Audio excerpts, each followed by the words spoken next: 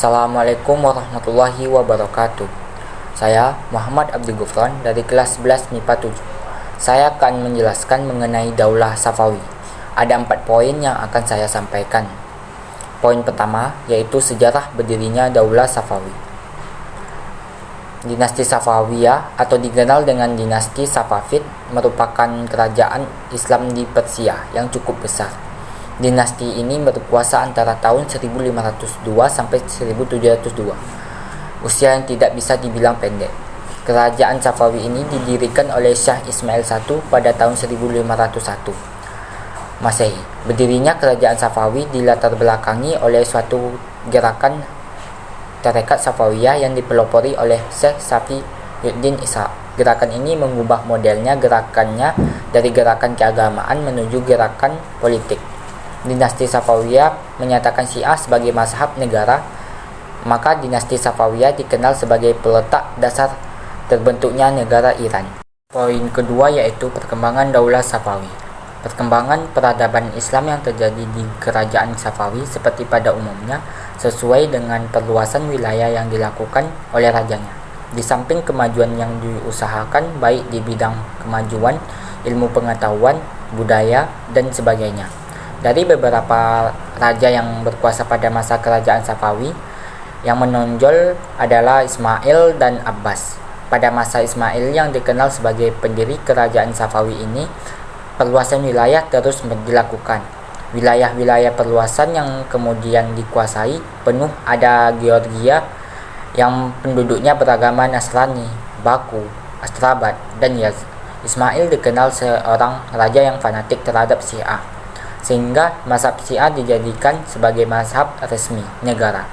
Pada masa Abbas I, pengaruhnya terhadap perkembangan Islam adalah kemampuannya menaklukkan negeri Kaukasus, Balkh, dan Merv, di samping mampu merebut kembali Pulau Hormuz yang telah sekian lama dikuasai Portugis.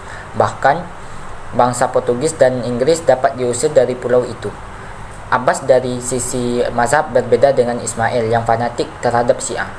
Abbas sangat toleran terhadap mazhab yang ada, termasuk kepada mazhab Sunni.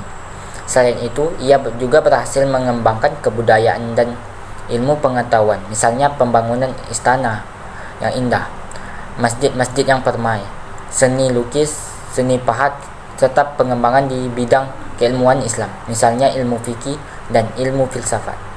Poin yang ketiga yaitu faktor penyebab lemahnya Daulah Safawi. 1. Terjadinya dekandensi moral yang melanda pemimpin kerajaan Safawi. Penurunan moral para pemimpin kerajaan Safawi menyebabkan pengelolaan kerajaan tersebut menjadi hancur. 2. Terjadinya perebutan kekuasaan dalam keluarga istana. Hal ini menyebabkan tidak terfokusnya untuk menjaga kesejahteraan dan pengelolaan kerajaan sehingga terjadi kehancuran. 3. Pasukan Abbas I yang budak tidak memiliki mental yang kuat.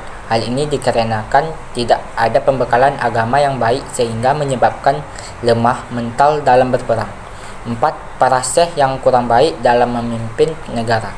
Kemampuan mereka yang minim menyebabkan tidak bisa mengelola kerjaan dan kepemimpinan dengan baik. 5.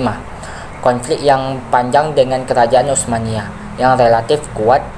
Hal ini menyebabkan Safawi selalu berkonflik namun terjadi kekalahan.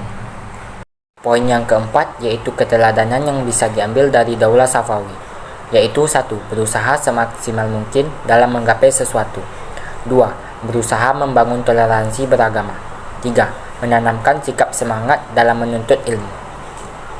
Demikianlah yang dapat saya sampaikan. Assalamualaikum warahmatullahi wabarakatuh.